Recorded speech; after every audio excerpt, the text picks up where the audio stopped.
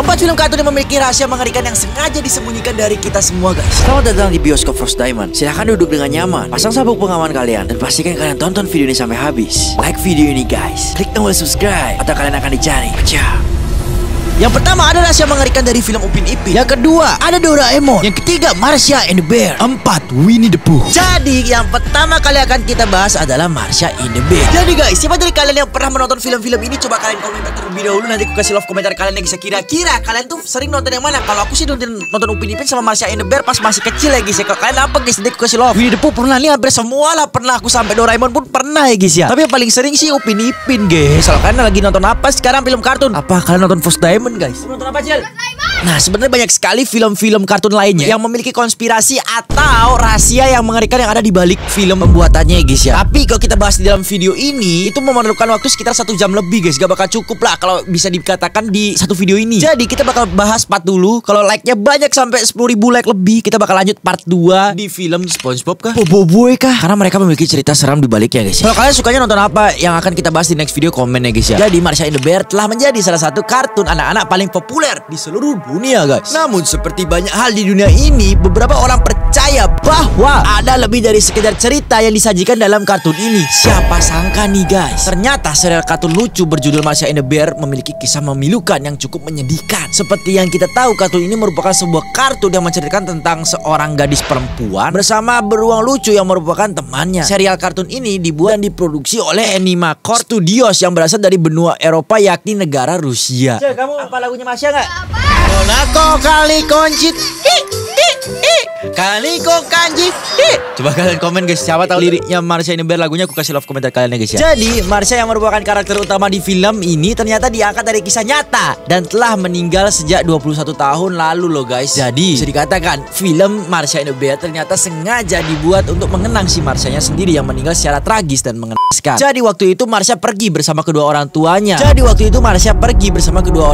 Untuk berkunjung di sebuah acara sirkus. Namun akibat kelalaian dari orang tuanya, Marsha tidak sengaja masuk ke dalam kandang beruang dan ia dimakan oleh beruang tersebut dan meninggal di tempat. Oleh karena itu, sosok beruang di kartun Marsha and the Bear adalah sebagai pengenang dari Marsha yang seolah-olah si beruang lah yang takut terhadapnya. Padahal sebaliknya ya guys. Akibat dari kejadian itu, orang tua Marsha pun depresi karena mereka tidak menjaga anaknya dengan baik dan hingga meninggal guys. Alhasil orang tuanya pun melakukan hal yang cukup menyedihkan, yakni lebih memilih bunuh diri. Itulah sebabnya orang tua Marsha tidak pernah ditayangkan di kartun Marsha and the Bear, karena untuk menghormati kepergian dari orang tuanya guys. Like video ini guys, subscribe yang belum. Kita doakan Marsha dan kedua orang tuanya masuk surga guys. Amin. Jadi kasihan aku guys lihat Marsha. Ini masih lucu yang kita tonton bersama-sama waktu masa kecil ya guys ya, yang menggunakan kerudung pink dengan beruangnya yang sangat lucu. Ternyata ada kejadian mengerikan di baliknya guys. Film kedua adalah Doraemon. Jadi film animasi kartun Doraemon karya Fujio merupakan salah satu dari banyaknya tontonan anak-anak terpopuler yang ada di dunia. Bahkan Frost Diamond sendiri pun menontonnya pada zaman itu guys. Doraemon juga merupakan sebuah robot kucing yang dikisahkan datang dari abad ke-21 untuk menolong seorang anak laki-laki yang ada di Jepang bernama Nobita. Doraemon dapat mewujudkan permintaan atau keinginan Nobita dengan alat-alat canggihnya yang dari masa depan yang dikeluarkan melalui kantong ajaib. Nah, jadi ciri khas karakter Nobita yang memakai kacamata bulat dengan kaos lengan panjang kuning dan celana pendek hitamnya dikenal sebagai anak pemalas dan cengeng. Bener juga guys, dan bego gak sih mukanya guys? Kalian lihat ini guys, mukanya guys.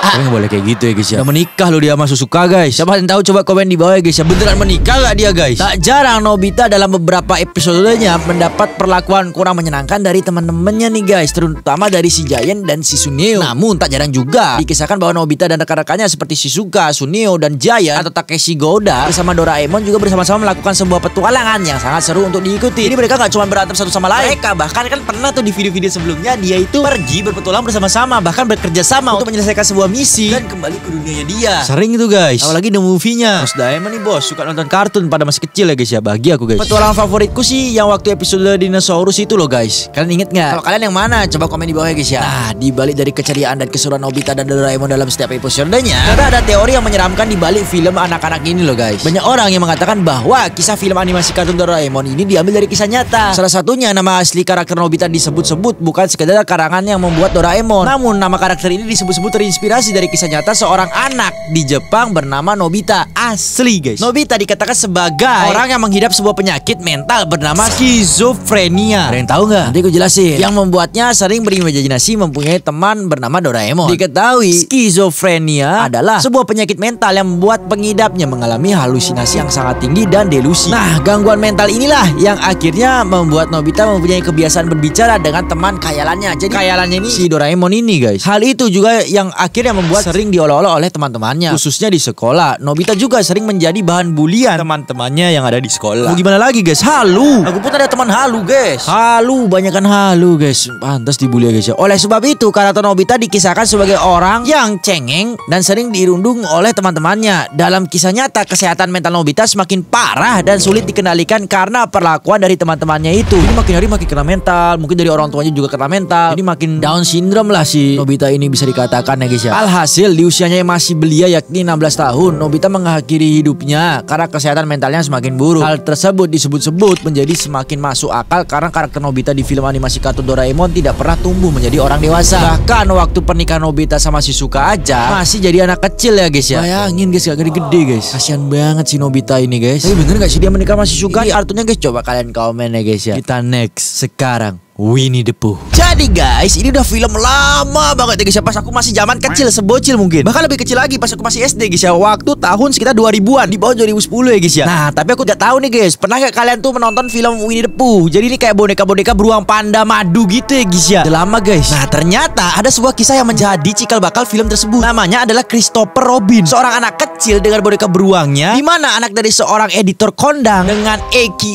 Milnes dan bonekanya yang bernama Winnie. Jadi boneka itu kayak gini, guys. Jadi bener-bener boneka kayak serem gitu, guys ya. Bahkan matanya itu merah, guys. Yang akan menginspirasi salah satu karakter terkenal di dunia. Inilah cikal bakal dari filmnya, guys ya. Nah, jadi kisah hidup seorang Christopher Robin bisa dibilang cukup tragis dan penuh dengan strange moment atau kejadian aneh yang ada dalam hidupnya. Tidak seperti yang ditayangkan di film Disney. Jadi kebalikan jauh banget. Cuma nama karakter ini didapat dari si Christopher Robin ini, guys. Jadi keluarga Milnes alias keluarganya si Christopher Robin ini ternyata menginginkan seseorang anak perempuan. Mereka juga akan memberikan nama Rosemary pada anak itu pada tanggal 21 Agustus 1920-an, guys. Hari dimana si Christopher Robin lahir, yang notabene-nya adalah seorang laki-laki. Orang tuanya pun cukup kecewa dengan apa yang terjadi, guys. Ini udah dikasih anak cowok. Biasanya kan orang tuh pengen anak cowok karena melanjutkan keturunan gitu, guys. Ini pengen cewek, guys. Gak tahu kenapa ya, guys. Kalau kalian nanti pas dewasa pengen punya anak tuh anak cewek apa cowok? Coba komentar nanti ke Kasih Love, guys. Aku pengen tahu sebenarnya kalian tuh pengen apa gitu, guys. Akhirnya mereka membesarkan Christopher layaknya seorang anak perempuan nih, guys. Memanjangkan rambutnya seperti style anak perempuan saat itu dan memakaikan pakaian perempuan pada si Christopher ini. Udah kasian banget, guys. Ini anak cowok dipakein pakaian perempuan. Kayak mana aja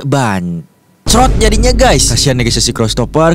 Jadi udah mirip kayak cewek banget lah ya, guys ya. Bahkan mereka lebih menyayangi anak tetangga mereka bernama Anne Darlington layaknya anak sendiri. Ini lebih sayang sama anak tetangganya sendiri, guys, bukan sama anaknya sendiri karena anak tetangganya cewek, guys. Nah, kesibukan Ne alias ayahnya dari Christopher Robin sebagai seorang penulis mungkin membuat si Christopher Robin ini tak mendapatkan kasih sayang yang seperti anak-anak lainnya, guys. Selain sibuk dengan pekerjaan, Milne juga sering pergi keluar kota untuk menghadiri beberapa interview dari klien-kliennya dia. Ditambah pula rasa kekecewaan kedua orang tuanya karena tidak mendapatkan anak perempuan. Jadi ini membuat masa kecil Christopher menjadi sangat suram ya, guys ya. Ia justru dibesarkan oleh baby sisternya sendiri yang disewa oleh orang tuanya, Olive Red, yang menjaganya selama 8 tahun sejak dia lahir, guys. Bayangin, guys, gila ini anak cowok betul-betul jadi cewek, guys, bawa boneka, guys. Jadi aka Milne ini menyatakan bahwa inspirasi dari Winnie the Pooh adalah anaknya, yang mana hal ini menjadi sweet moment antara ayah dan anak. Namun nyatanya ide untuk menulis buku tersebut datang dari istrinya ketika istrinya dan Christopher sedang pergi ke tempat penitipan anak sembari menunggu pelayan, guys. Ibunya bertanya kepada Christopher tentang imajinasinya kayak gimana ya, guys ya. Nah, jadi ini adalah konspirasi atau kisah nyata ya, guys ya. Tapi kalau aku dari tahu kisahnya sekarang, mungkin aja kan yang bikin cerita tentang Winnie the Pooh nih aka Milne atau ayahnya sendiri. Bisa dibilang ini sengaja membuat cerita seperti ini untuk menaikkan value dari cerita karangannya, guys, dengan cara membuat kisah seperti ini dengan menggunakan anaknya jadi bener-bener dramatis banget ya, guys ya. Pada zamannya mungkin kayak gitu, guys. Nah, jadi Ibu Chris kemudian mengutarakan imajinasinya Chris kepada Milne sebagai seorang penulis kondang. Milne ke-trigger dengan cerita istrinya, sehingga muncullah imajinasi luar biasa untuk membuat buku Winnie the Pooh yang menceritakan tentang kedekatan ayah dan anak, guys. Gila, bro. Nah, ketika mencapai umur 9 tahun, Chris mulai masuk ke sekolah yang mempunyai asrama. Saat pertama masuk asrama, ia menjadi bahan bully-bulian teman-temannya karena gerak-geriknya yang feminim dan sempat menggunakan sepatu wanita saat itu. Ya gimana nggak dibully, guys? Dia cowok tapi jadi cewek, guys. Bapaknya juga kurang ajar ya, guys ya. Nah, jadi dia juga sering dihajar oleh teman-temannya sembari diejek, "Mana boneka Winnie-mu?"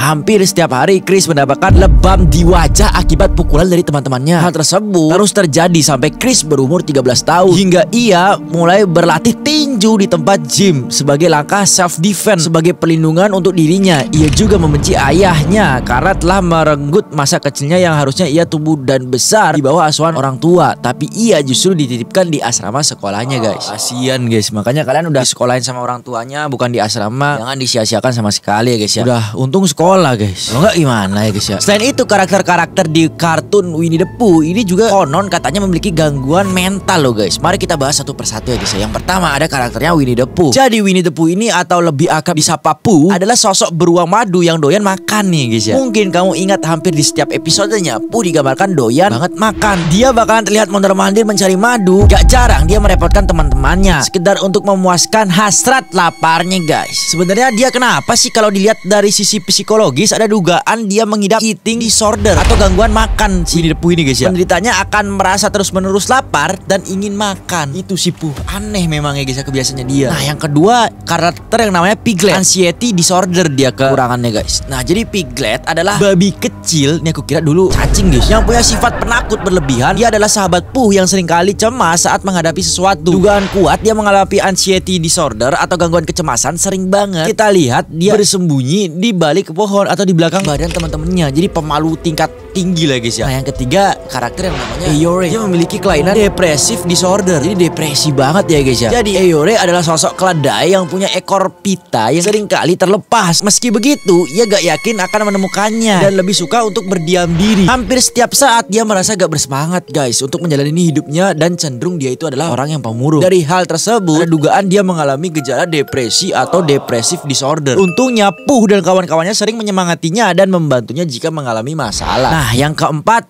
Owl, si burung hantu. Meskipun punya karakter yang cerdas, Owl juga sering digambarkan sebagai sosok yang pelupa atau sering salah mengeja ya, guys ya. Dugaannya dia memiliki gangguan memori jangka pendek atau short term memory loss. Buktinya dia seringkali melupakan apa yang baru saja dia katakan. Selain itu, dia juga mengalami disleksia atau gangguan yang membuat otak kesulitan dalam mengolah sebuah bahasa. Hal ini mengakibatkan penderitaan kesulitan untuk membaca dan mengeja. Salah satu buktinya saat dia mengeja kata school yang ditulis jadi school.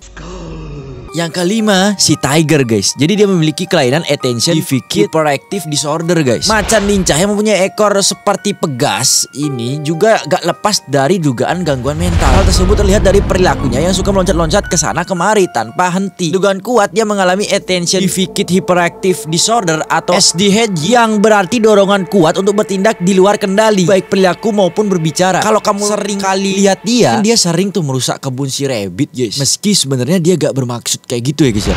Yang keenam, Rabbit, guys. Mungkin kamu sering mendengar gangguan obsessive compulsive disorder atau OCD. Adalah gangguan kecemasan yang mengakibatkan penderitanya sering melakukan sesuatu berulang-ulang atau dugaan Rabbit mengalaminya. Hal itu bisa dilihat dari cara Rabbit yang seringkali merasa cemas sehingga berulang-ulang merapikan hasil panennya. Meski buang-buang waktu, dia sering banget melakukannya. Kalau gak dilakukan, dia pasti kepikiran terus. Namun ada saja kelakuan Pooh yang membuatnya makin cemas. Salah satunya mengacak-ngacak stok madu yang sudah dirapikan dan dikumpulkan olehnya. Ada-ada aja si Rabbit ini, guys. Mungkin banyak nemu yang OCD nih, guys. Karena teman kalian ada yang OCD nggak? Coba komen di bawah. Nah, siapa, guys? Yang ketujuh ada Kanga, si kanguru, guys. Kanga adalah sosok kanguru yang diduga punya social anxiety disorder. Hal tersebut dilihat dari caranya yang terlewat protektif dalam menjaga anaknya, namanya Roo. Hal tersebut dilihat dari cara yang terlewat protektif dalam menjaga anaknya. Dia selalu cemas untuk membiarkan Roo keluar kantungnya dan berkeliaran. Dia beranggapan bahwa di dunia luar itu lebih berbahaya daripada di dalam kantungnya, guys. Ini udah biasa biasa sih guys ya. Kalau punya pacar yang protektif, siapa dari kalian yang guys ya? Woi, lu keluar sama siapa lu? Nah, ini guys. Yang ke-8 kita bahas Ru-nya sendiri. Dia memiliki kelainan autis guys. Mungkin ada benarnya Kanga sangat protektif terhadap si Ru, mengingat Ru seringkali gak merespon dan mengabaikan peringatan yang diberikan orang-orang di sekitarnya dia. Ada dugaan kalau Ru mengidap autis. Terbukti Ru kadang suka mendekati bahaya seakan gak terjadi apa-apa. Dia pun sering berdiam diri di dalam kantung Kanga dan jarang berinteraksi dengan siapapun. Wah, lebih kasihan lagi guys, pantas di protektif mamanya guys ya. Yang terakhir di karakter Winnie the Pooh nih, Winnie the Pooh ini kebanyakan sebenarnya guys. Ini aku bilang 1 jam tuh gak cukup guys. Yang 9 Christopher Robin. Nah, ini ada hubungannya dengan cerita yang tadi nih guys. Satu-satunya karakter manusia dalam kisah Winnie the Pooh adalah Christopher Robinnya sendiri. Dia terlihat sering bermain dengan Pooh dan kawan-kawan. Kalau melihat konteks bahwa Pooh dan kawan-kawan adalah boneka binatang, bisa jadi mereka adalah imajinasi dari Christopher Robin sendiri. Ada dugaan Christopher Robin mengalami skizofrenia yang membuat penderitanya nggak bisa membedakan mana yang nyata, mana yang imajinatif. Jadi itulah kisah seram dari Winnie the Pooh. Kita lanjut yang terakhir guys, Upin dan Ipin. Siapa yang gak kenal dengan kartun animasi yang satu ini guys, yang asalnya dari Malaysia? Siapa dari kalian penonton Pusdemen dari Malaysia? Coba komentar di bawah. Aku pengen ke Malaysia bulan depan deh guys ya. Nanti aku kasih love komentar kalian buat subscriber aku. Jadi Upin Ipin sendiri merupakan serial animasi yang bercerita tentang 2 anak kembar bernama Upin dan Ipin yang tinggal di kampung durian runtuh bersama dengan si nenek yang namanya Opah dan kakaknya si Kak Ros. Upin Ipin sendiri merupakan anak yatim piatu. Jadi ayah dan ibunya itu udah meninggal guys. Jadi ini penampakan rumah aslinya dia guys ya. Nah, Upin dan Ipin bersekolah di Tadika Mesra. Mereka berteman dengan banyak teman yang bermacam-macam tingkah lakunya seperti Meme, Jarjit, Eshan, Fizi, Meil. Namun sempat viral tahun lalu sosok Upin Ipin tengah ramai diperbincangkan di media sosial Tekote. Akun Tekote It's Me Andin 012 membagikan cerita terkait dengan 2 anak kembar tersebut. Dalam video itu, akun tersebut membagikan cerita terkait kabar meninggalnya Upin Ipin yang disertai potret makam mereka. Ipin meninggal pada 2 April 1996 dan Upin meninggal pada 6 Agustus 1995. Sudah sekitar 20 tahun lalu keduanya sudah nggak ada guys. Wow, ini bahkan aku pun belum lahir guys. Diduga Upin meninggal di tempat dan Ipin koma selama 8 bulan. Nama panjang mereka adalah Arufin bin Abdul Salman dan juga Arifin bin Abdul Salam. Oleh karena itu mereka dipanggilnya Upin dan Ipin. Dan anehnya lagi di makam itu tidak ada tertulis nama ayah mereka, karena seperti yang kita tahu pada kuburan umumnya ada nama ayah yang mereka harus tulis guys. Tapi ini nggak ada guys. Nah, untuk mengenang cucunya itu, Opah yang masih hidup membuat cerita khayalan soal mereka. Jadi Upin Ipin di kisah nyata sebenarnya sudah benar-benar meninggal guys. Tulis akun tersebut. Lebih lanjut diceritakan bahwa saat perjalanan menuju ke rumah sang nenek terjadi insiden kecelakaan. Kecelakaan itu diketahui menewaskan satu keluarga itu termasuk Upin Ipin dan si Kak Ros. Jadi sebenarnya yang meninggal adalah satu keluarga Upin Ipin. Mamanya, bapaknya Upin Ipin sama kakaknya si Kak Ros yang mau berlibur guys. Dan katanya dalam perjalanan itu kecelakaan dan mati semua satu keluarga, kata akun itu. Nah, oleh karena itu setelah puluhan season dan bertahun-tahun Upin dan Ipin badannya segitu-segitu aja guys dan gak pernah gede-gede ya guys ya. Nah, jadi itu ya guys ya untuk teori-teori dan juga kutukan yang ada di film anak-anak ini. Jadi balik lagi, jangan semua yang ditelan ya guys ya mentah-mentah, karena ini semuanya dugaan dan teori dari para penggemar kartunya saja ya guys ya. Menurut kalian gimana guys? Ada yang masuk akal atau cuma teori-teori belakang saja ya guys ya? Komen di bawah. Di next video kita bakal bahas kartun apa lagi. Terima kasih Sultanku, Kapus Diamond banyak kali pengikutnya, subscribernya.